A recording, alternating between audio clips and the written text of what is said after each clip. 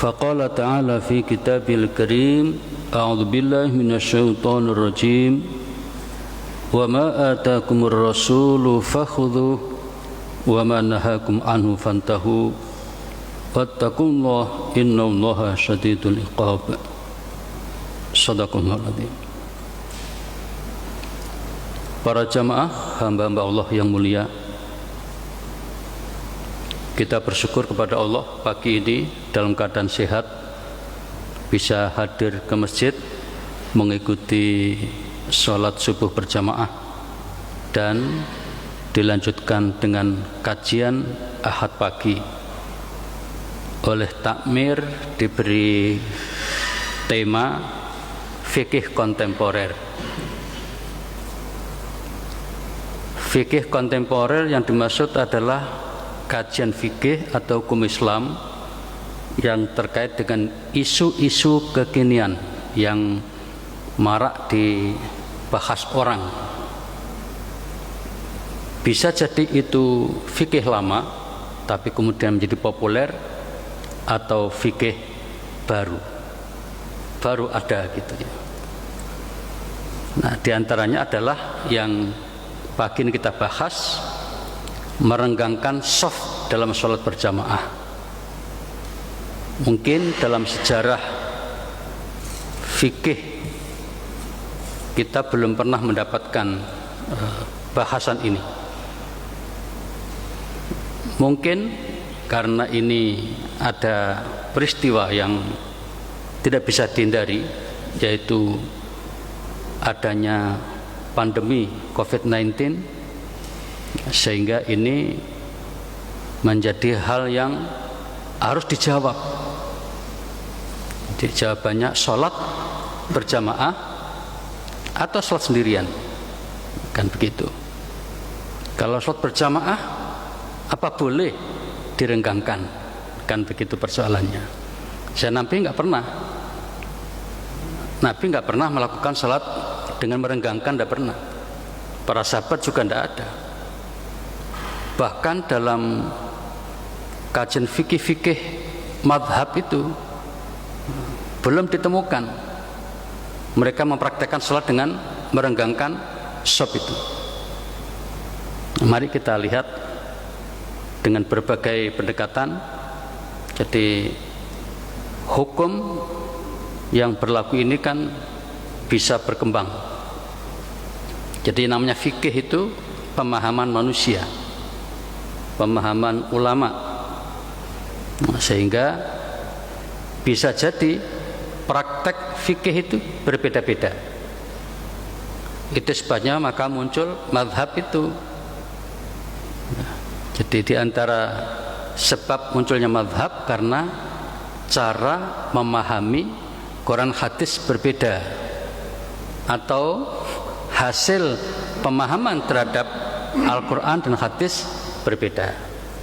Disinilah kita harus punya kelapangan hati untuk bisa memaklumi adanya perbedaan itu, dan Nabi membenarkan perbedaan itu, membolehkan perbedaan itu sepanjang ada petunjuknya.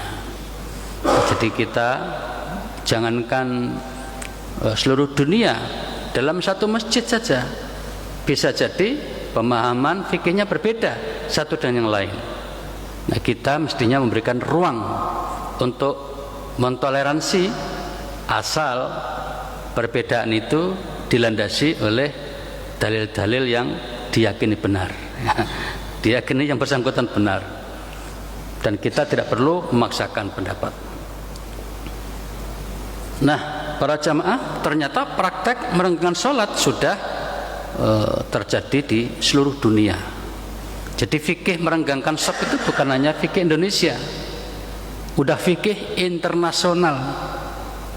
Nah,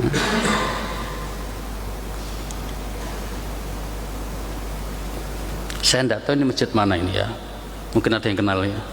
Saya dapat gambar di internet ya. Nah, seperti ini. Dan variasi ya, praktek di masjid cara membuat renggangnya shaf itu Ada yang 1 meter, ada yang mungkin 2 meter ya. Masjid yang besar mungkin berani aja 2 meter ya. Kayak masjid Mekah, masjid Madinah itu tidak apa-apa 2 meter masih longgar. Karena yang datang kan tidak banyak sekarang. Bahkan umroh saja untuk saat ini dari Indonesia di stop dulu.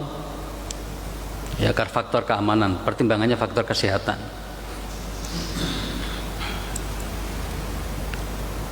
Kalau kita membahas sesuatu berangkat dari dalil. Mari kita membahas sebuah hadis ini. Nabi bersabda, "Aqimu, luruskan sufufakum, sof-sof kalian." Ini masih nggak ada masalah. Kita semua tadi masih bisa. Berikut ini yang kita nggak bisa. Watarasu, dan rapatkan, atau bahkan ada yang memahami saling menempel. Dalam keadaan normal kita akan bisa, biasa itu merapat, menempel ya. Nabi kemudian melanjutkan sabdanya, fa ini karena sunya aku arakum, melihat kalian min, dari wara'i dhahri, belakang punggungku. Nabi bisa melihat walaupun tidak pakai mata. Ini hadis riwayat Al-Bukhari dari Anas bin Malik. Nah, zahir hadis ini menjelaskan bahwa kalau kita mengatur shaf ada 2, harus lurus dan rapat. Ya, ini dalilnya dalam keadaan normal ya. Hadis ini dinilai sahih oleh Al-Bukhari dan diriwayatkan oleh banyak ulama ahli hadis termasuk Imam Ahmad, Imam An-Nasai ya, Imam Ibn Abi Syaibah, Imam Al-Baihaqi, Imam As-Syafi'i juga, Imam At-Tahawi, Abu Ya'la ya, dan lain-lain. Hadis tadi sahih. Di sana ada Bukhari tadi ya. Hadis tersebut menunjukkan perintah untuk meluruskan shaf dalam sholat berjamaah dan perintah merapatkannya. Tadi aqimu watarasu. Dalam bahasa Indonesia, imam-imam kita ketika hendak memimpin sholat biasanya kan luruskan dan rapatkan. Ini hadisnya. Kalau aqimu sufufakum, umumnya masih dipahami luruskan. Nah, hadis ini menerangkan bahwa Nabi dengan mukjizat dari Allah bisa melihat orang di belakangnya tanpa membalikkan badan.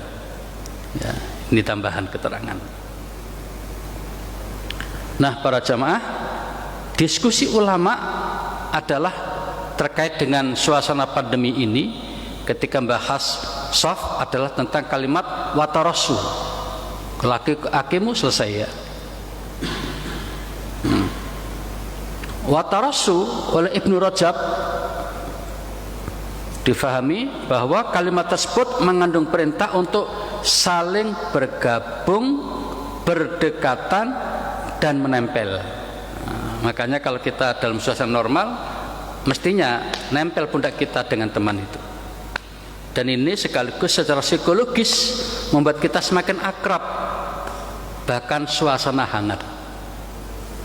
Ini terasa betul ketika suasana normal, musim haji, musim ya, bahkan sekarang tidak ada bedanya musim haji dengan musim bukan haji ya. Ketika normal padat sekali ya. Nah, tapi sekarang menjadi kosong atau masih banyak yang tidak diperbolehkan nih masalahnya. Jadi watarasu oleh Ibnu Rajab. Ibnu Rajab ini adalah ulama yang hidup setelah Ibnu Qayyim, muridnya beliau. Beliau termasuk mazhab Hambali seperti Ibnu Qayyim, Ibnu Taimiyah. Sedangkan Al-Qastolani menjelaskan bahwa makna watarasu adalah perintah untuk bergabung dan menempelkan satu sama lain sehingga berhubungan satu sama lain. Hampir sama penjelasannya sama Ibnu Rajab tadi. Kebetulan namanya Ibnu Rajab tadi itu Fathul Bari, mirip dengan Ibnu Hajar Asqalani. Kalau ini Al-Qastolani Irsyadus Sari. Sama-sama buku atau hadis Bukhari yang disyarah. Jadi para jamaah, Imam Bukhari kita kenal ulama yang paling diyakini kesahihannya di antara seluruh penyusun atau penghimpun hadis. Nah, kitab beliau ini kemudian disyarah oleh banyak ulama. Banyak, saya katakan banyak. Bisa jadi lebih dari 10, saya tidak hafal. Nah, di antaranya Fathul Bari oleh Ibnu Hajar Asqalani, kemudian ini tadi Al-Qastolani dan juga lain-lain. Nah, kebetulan dua pendapat ini sama. Intinya watarasu adalah berdekatan, bergabung, bahkan menempel. Nah, mengenai pemahaman sahabat terhadap hadis, tadi kan pemahaman ulama. Sekarang bagaimana pemahaman sahabat? Dikatakan pemahaman sahabat itu karena kita tidak mendapatkan keterangan dari Nabi. Ya, mari kita lihat bagaimana pemahaman sahabat terhadap hadis tersebut dan bagaimana prakteknya para sahabat pada saat itu ketika membaca hadis yang kita tampilkan itu. Nabi bicarakan gitu, luruskan, rapatkan, sudah. Orang kan terserah nanti memahaminya itu. Nah, kalau Ibnu Rajab Al-Qastolani maksudnya itu ya berdekatan, bergabung dan menempel. Nah, sekarang bagaimana sahabat? Kita menemukan dua hadis paling tidak, ya, dua kelompok hadis lah ya, mungkin hadisnya macam-macam tapi intinya sama maknanya. Ada dua model. Pertama riwayat Anas bin Malik, yang kedua riwayat Nu'man bin Bashir. Anas bin Malik menceritakan bahwa setiap orang dari kami para sahabat ini pengalaman seorang sahabat Nabi bernama Anas bin Malik. Sedikit untuk kita informasikan, Anas bin Malik ini hidupnya lama sekali. Kalau tidak salah kurang lebih 150 tahun. Ada nggak orang sekarang segitu? Jadi beliau ini ngomani bahasa Jawa ya, pada masa sahabat, masa tabi'in, beliau mendapatkan kesempatan hidup itu. Nah, sehingga dalam beberapa hadisnya nanti kadang-kadang dianggap sudah agak lupa masa-masa tuanya itu. Makanya harus kritis juga ketika memahami hadis dari Anas bin Malik. Tapi kalau sudah Bukhari begini, di bawahnya begini ini, kita yakin bahwa Bukhari sudah dengan sangat cermat, sehingga hadis ini disahihkan oleh beliau dalam kitabnya Al-Jami As-Sahih atau Sahih Al-Bukhari. Nah, Anas bin Malik cerita, pada saat itu kami merapatkan pundak kami dengan pundak sebelah, merapatkan. Ini menurut Anas bin Malik, merapatkan kaki kami dengan kaki sebelahnya. Ya, ini kan sifatnya kondisional ya. Kebetulan mungkin sama tingginya yang dilihat oleh Anas itu.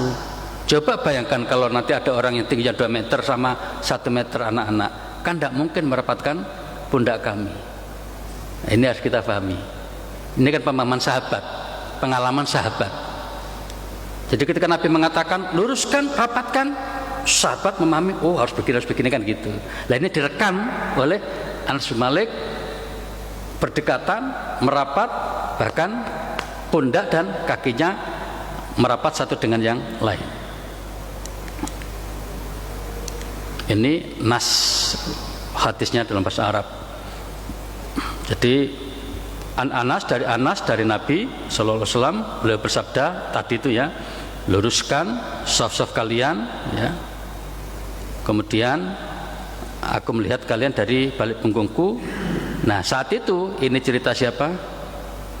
Anas, salah seorang di antara kami ya, seseorang di antara kami ya.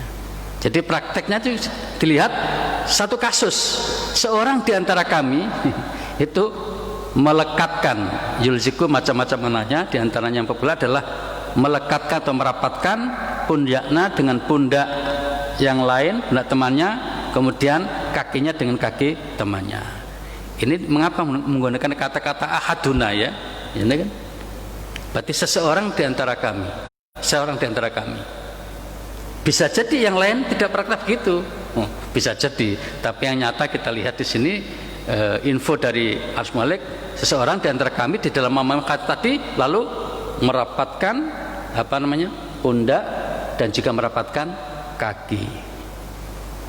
Nah, di antara kita termasuk di Indonesia pada umumnya agak sulit mempraktekkan ini. Ya. Agak sulit. Bukan tidak bisa, bukan tidak ada. Banyak juga yang bisa. Tapi umumnya kurang perhatian dalam aspek ini.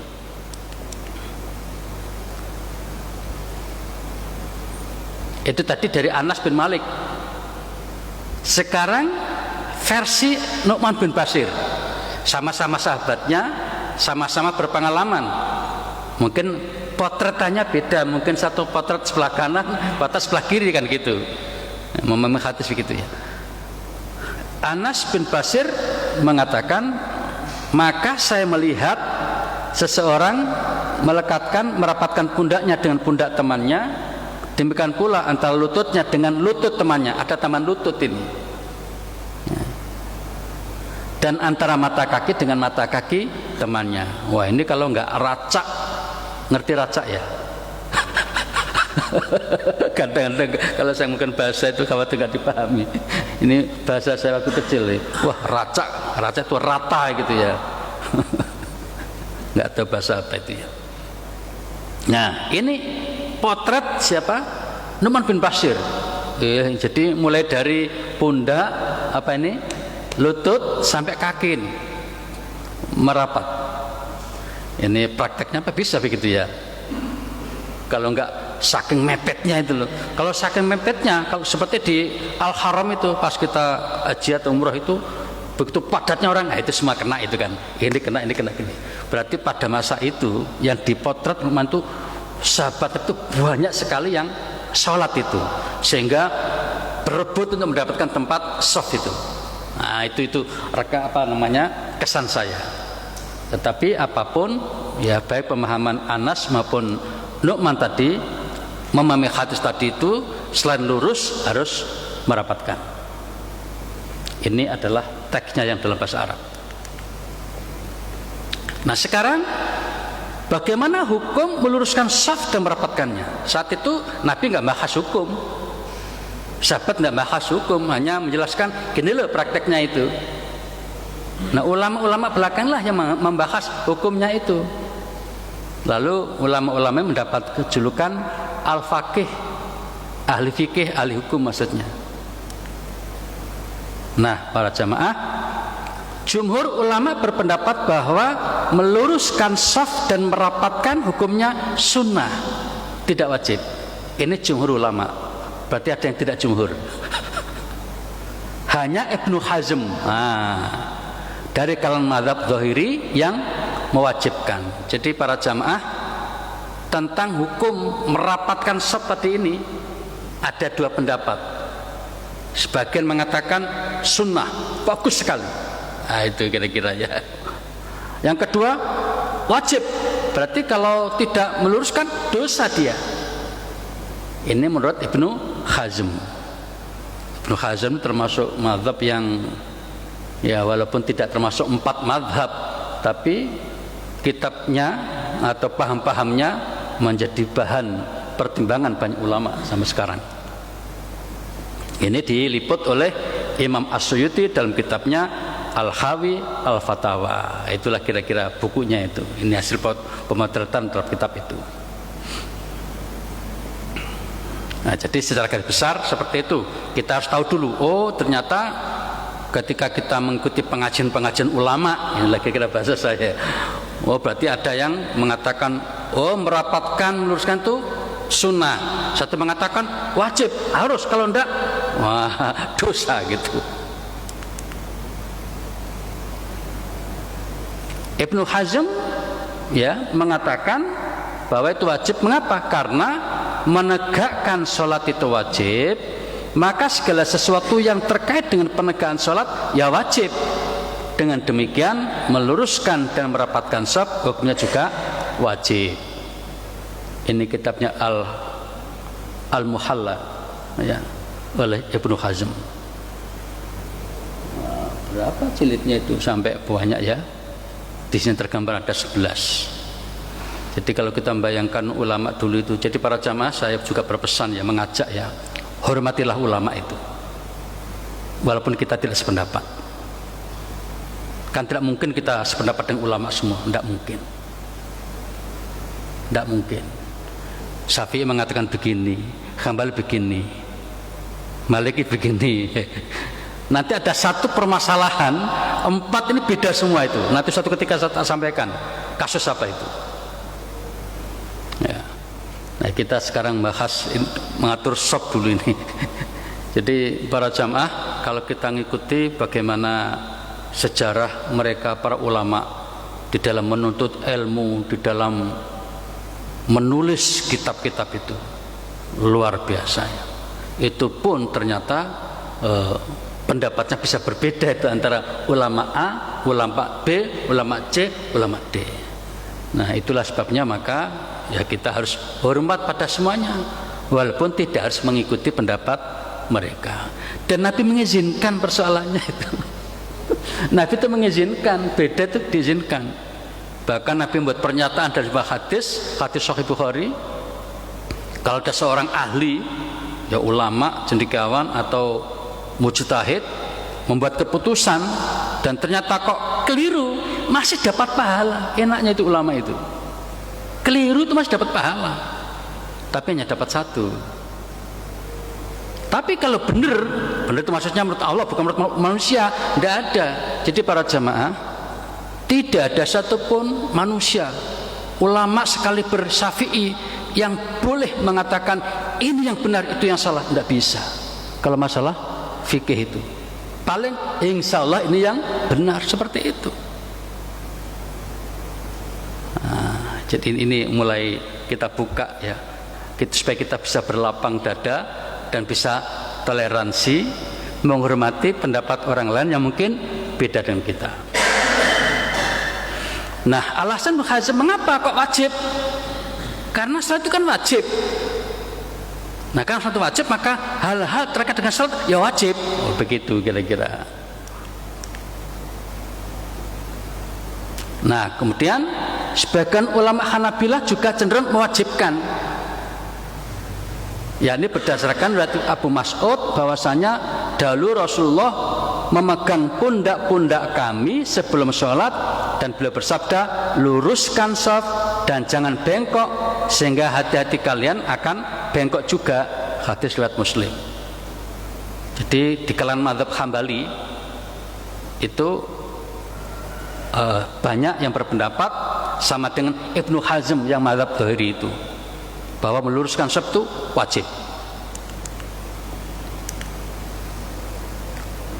Ini tadi hadisnya. Nah, di antara ulama mazhab Hambali kontemporer yang semasa dengan kita, tapi beliau sudah meninggal, namanya Syekh Muhammad bin Shalih Al-Utsaimin. Sangat terkenal ini. Kalau kita buka di internet itu nama beliau, luar biasa. Karya-karyanya juga luar biasa. Kalau menurut saya ulama ini, kalau kita membaca karyanya mungkin tidak bisa selesai itu seumur hidup kita. Kira-kira itu, kira-kira saja ya. Saking banyaknya itu. Kalau kita buka misalnya aplikasi Maktabah Syamilah itu, waduh luar biasa. Nah, beliau berpendapat berdasarkan hadis tadi itu, dia menjelaskan sebagian ulama mengatakan meluruskan shaf hukumnya wajib. Mereka berdalil dengan perintah Nabi dalam hadis tersebut, yang dalam hadis itu ada ancaman, awas, nek gak lurus loh ya, nek gak lurus engkau kamu juga bisa bengkok itu. Nah, kita ada semacam ancaman ya, terhadap pelaku ya, ketika meninggalkan itu. Nah, karena itu maka alasan ulama yang mengatakan wajib agak masuk akal.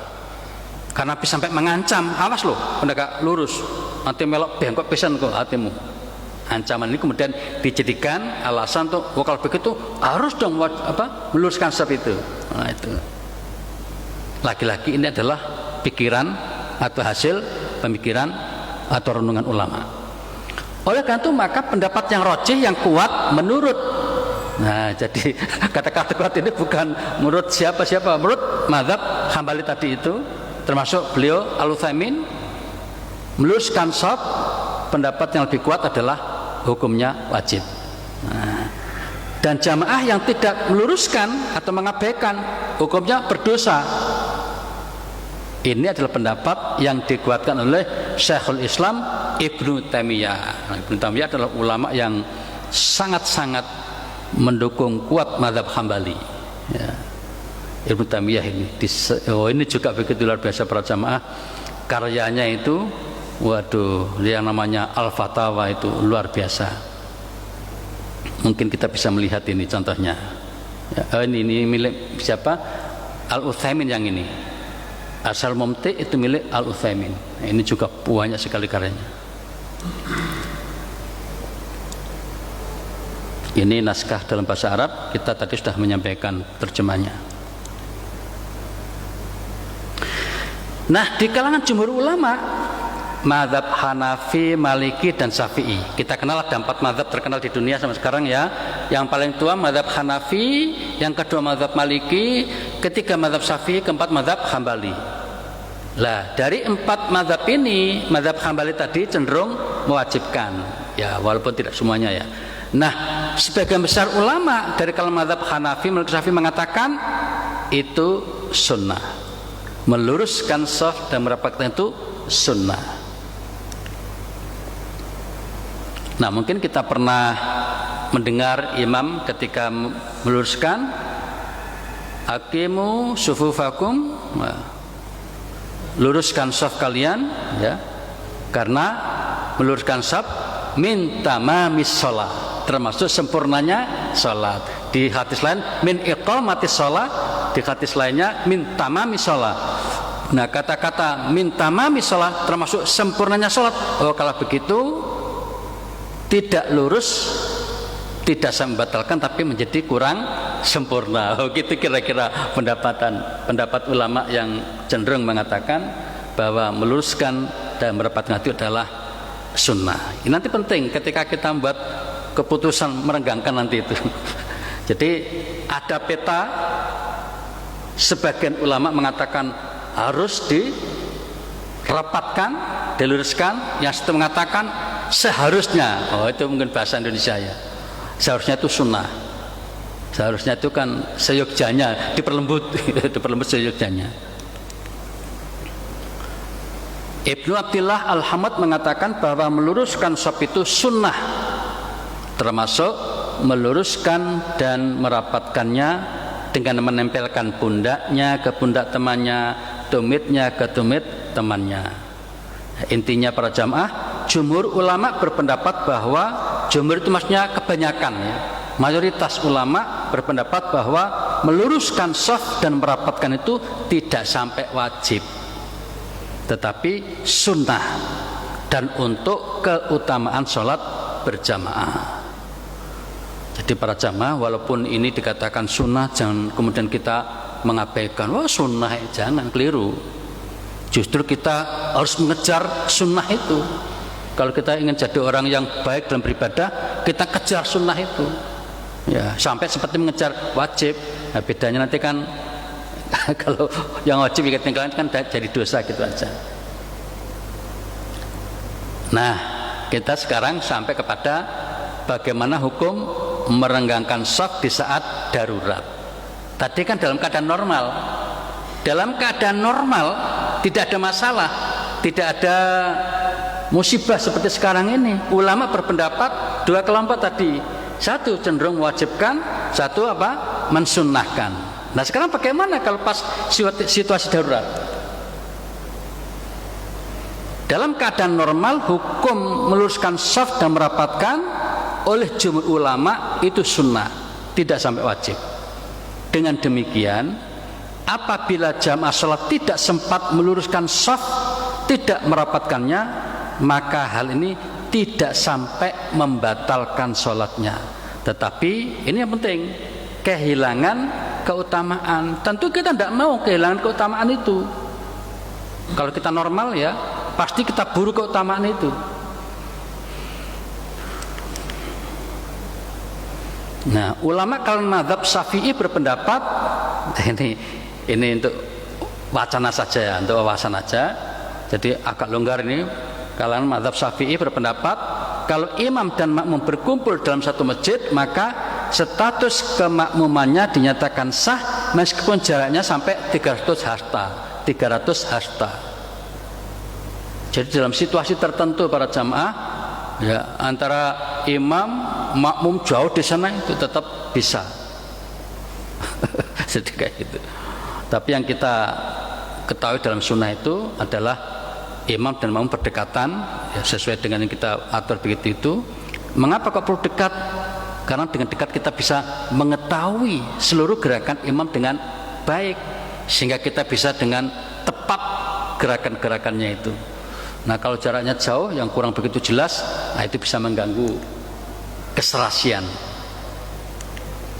Ini ditulis oleh Imam Al-Jaziri dalam fikihnya yang sangat terkenal, Al-Fiqhu alal madzahib al-arba'ah, fikih 4 mazhab. Ini sangat terkenal ya. Udah diterjemahkan dalam bahasa Indonesia. Baik. Lah Imam An-Nawawi berkata bahwa sahnya makmum dalam salat berjamaah itu adalah asal makmum bisa mengetahui gerakan-gerakan imam. Sama saja apakah antara imam dan makmum itu dalam sebuah masjid atau di tempat yang lainnya. Imamnya di sini, makmumnya di rumah sebelah sana, tidak apa-apa. Tapi tetap mengetahui gerakan.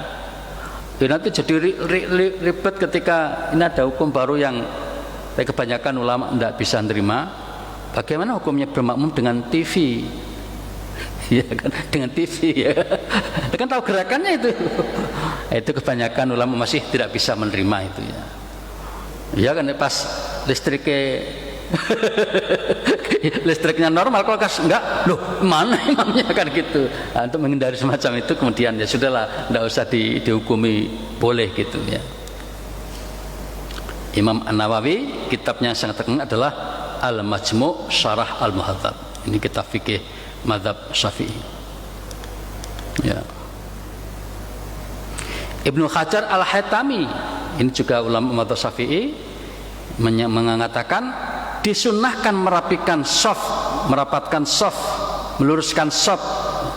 Perintah itu berlaku untuk setiap orang, mulai imam ngasih komando, makmum ya mematuhi. Makanya ulama kita kan memberi ajaran sami'na wa ata'na. Sami'na wa ata'na itu apa artinya kira-kira ya? Siap, oh, mungkin itu. Luruskan, siap, mau begitu. Jadi kepatuhannya tidak ditunjukkan kayak gitu. Jadi ini termasuk yang menyunahkan ya. Maksudnya adalah menyempurnakan soft yang pertama dan seterusnya, kemudian menutup celah.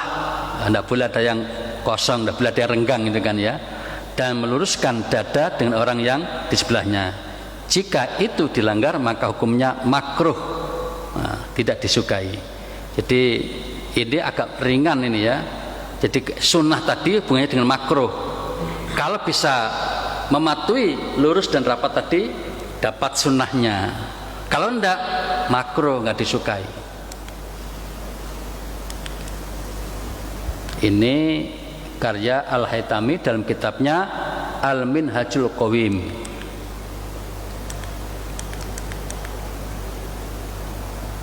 Nah, dalam keadaan normal pengaturan soft yang tidak sempurna hanya dihukumi makruh. Bagaimana jika situasinya dalam keadaan gawat darurat seperti saat terjadi wabah yang menuntut setiap orang harus social distancing, mengambil jarak ya antara satu dengan yang lain? Apakah merapatkan masih dituntut? Kan gitu persoalannya. Meluruskan dan merapatkan shaf memang disunahkan dalam sholat berjamaah, tetapi bagaimana jika dengan merapatkan shaf lalu menimbulkan bahaya, yakni terjadinya penularan virus dari satu orang kepada yang lain yang berjarak dekat dengannya. Apakah meluruskan dan merapatkan shaf masih harus diterapkan? Ya. Nah, ini ulama-ulama fikih kemudian punya kaidah, rumus atau aturan dalam menetapkan hukum. Nah, diantaranya ada kaidah yang kebetulan ini ada hadisnya juga, la dororo wala diror, tidak boleh membahayakan diri dan membahayakan orang lain. Ya. Maksudnya bahwa di dalam melakukan apapun termasuk beribadah, tidak boleh dengan cara itu kemudian kita memperoleh bahayanya atau menimbulkan bahaya bagi orang lain. Tidak boleh. Nah, dalam suasana pandemi seperti sekarang ini, ilmuwan ahli kesehatan mengatakan kita harus mengambil jarak, kan begitu. Kalau kita berdekatan apalagi dalam waktu yang lama, itu bisa menimbulkan bahaya. Padahal Nabi mengatakan la dororo, tidak boleh melakukan hal yang membahayakan. Makanya menurut ulama seperti ini, justru kalau kita sholat dengan merapatkan tidak boleh. Begitu ceritanya, malah tidak boleh. Karena apa? Dipandang membahayakan. Di Quran juga ada wala tulku bi'aidikum ila tahluka, kamu jangan menjatuhkan dirimu dalam kehancuran, dalam bahaya. Nah, ini. Kemudian ada lagi darul mafasid muqaddamun ala jul masolih, menolak kerusakan harus diprioritaskan, diutamakan daripada mencari kemaslahatan. Menyusun shaf lurus rapat bagus, harus itu. Tapi kalau ternyata merapatkan menimbulkan bahaya, ya jangan. Loh, gitu ceritanya ini. Jadi yang menimbulkan bahaya harus diambil keputusan. Oh ya, sudah, kalau begitu kita jangan merapatkan. Ya. Itu maksudnya kaidah ini. Kemudian ada lagi kaidah al-masyaqqatu tajlibu tasir, kesulitan bisa membuka adanya kemudahan. Ya, kesulitan itu ya hal-hal yang membuat kita repot nih.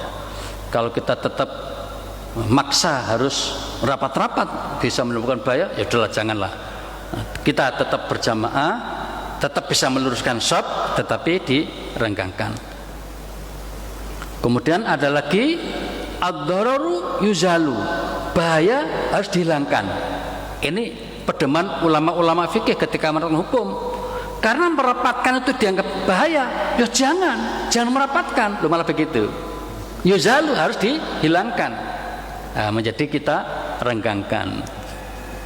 Kemudian ada lagi ad-darru yudfa'u biqadril amkan, bahaya harus dicegah dalam batas-batas yang memungkinkan.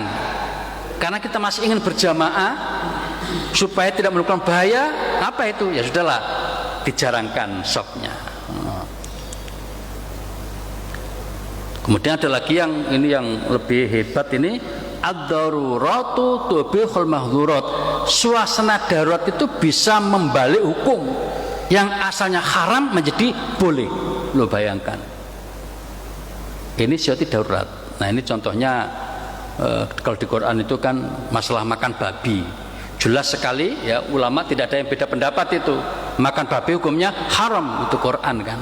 Tetapi loh gitu, dalam situasi darurat, misalnya kita ke hutan, udah berhari-hari tidak ada makanan, ya kan, kelaparan kita, adanya babi, loh gitu, boleh disembelih babi itu untuk dimakan, tapi seperlunya. Nah, itu namanya yang tadinya haram menjadi boleh. Nah, sekarang ini sebenarnya baik menggunakan pendekatan mazhab zahiri minyak Ibnu Hazm tadi yang mengatakan wajib meluruskan, maupun ulama pada umumnya yang mengatakan sunnah, ya. Kemudian dikatakan di sini bahwa karena pandemi ini menimbulkan bahaya, maka yang tadinya itu harus atau seharusnya menjadi harus dihindari demi keselamatan. Maka meluruskan shaf dan merapatkannya bila dikhawatirkan bisa menjadi penyebab timbulnya bahaya, yakni terjadinya penularan virus wabah yang mematikan, maka boleh diabaikan perintah meluruskan dan merapatkan tadi itu. Boleh diabaikan, tidak perlu dipaksakan.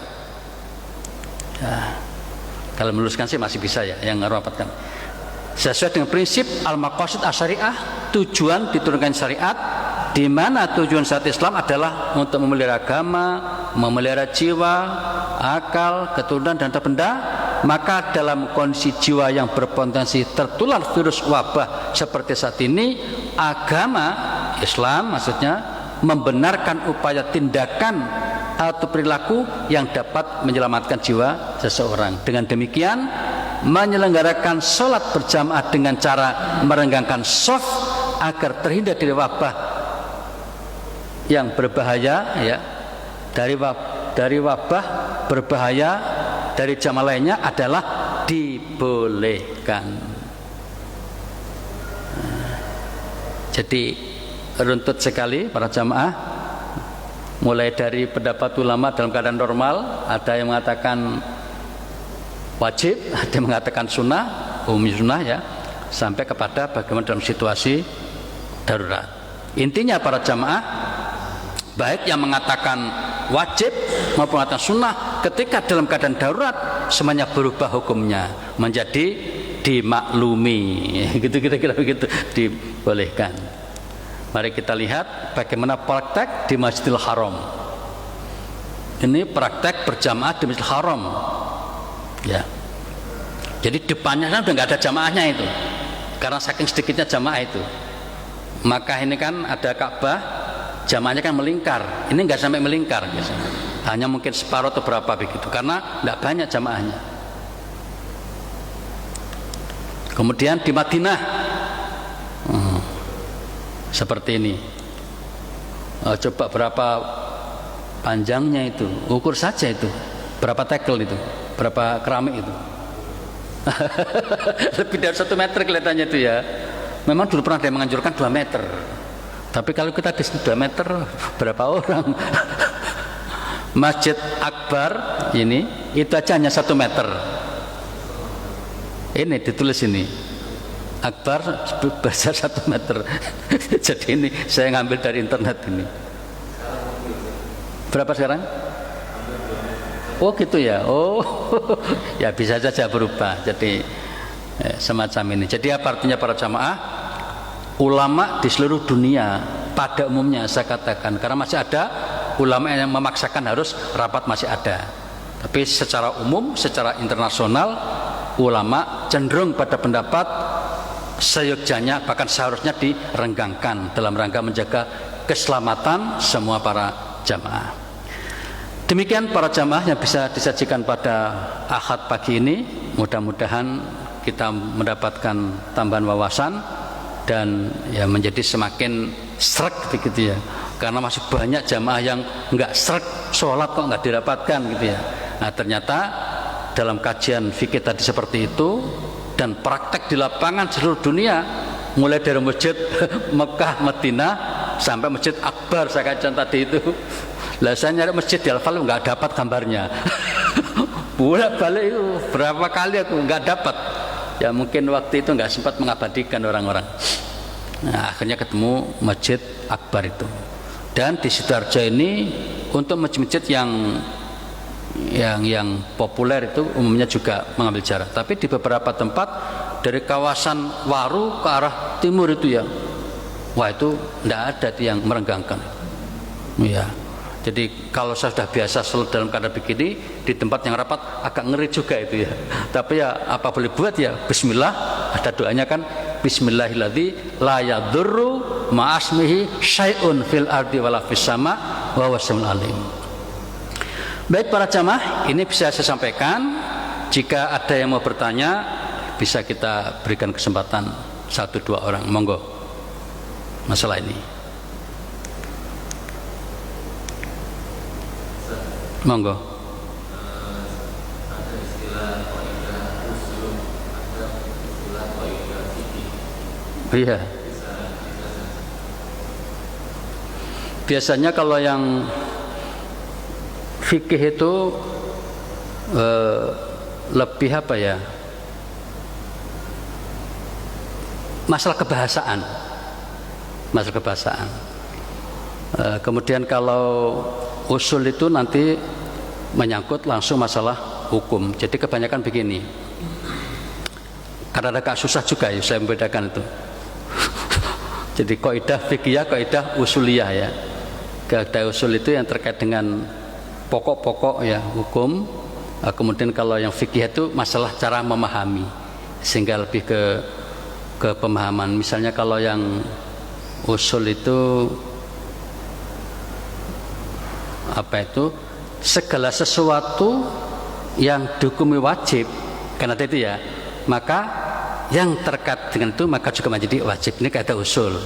Kalau kaidah fikih itu misalnya tadi itu al-masyaqqatu tajibut taysir. Nah, misalnya jadi dalam situasi yang sulit atau repot atau membuat beratan maka menjadi longgar. Nah, seperti prakteknya itu ketika di Mina itu tempatnya tidak cukup karena semakin membludaknya orang, maka kawasan Mina menjadi diperluas. Kayak gitu itu. Itu prakteknya di antaranya. Itu sedikit mungkin cara membuat membedakan. Jadi lebih ke bahasa itu. Kalau yang fikih, kalau usuliyah lebih ke langsung hukum. Ada lagi? Monggo. Cukup ya. Baiklah para jamaah, demikian yang bisa disajikan pada pagi ini. Mudah-mudahan Allah Subhanahu wa taala memberikan kelapangan hati kita dan juga kemudahan-kemudahan di dalam memahami ajaran-ajarannya, sehingga kita juga dimudahkan di dalam mempraktekannya dalam kehidupan sehari-hari. Kita akhiri dengan doa kafaratul majlis. Subhanakallahumma bihamdika asyhadu an la ilaha illa anta astaghfiruka wa atubu ilaik. Terima kasih, mohon maaf. Wassalamualaikum warahmatullahi wabarakatuh.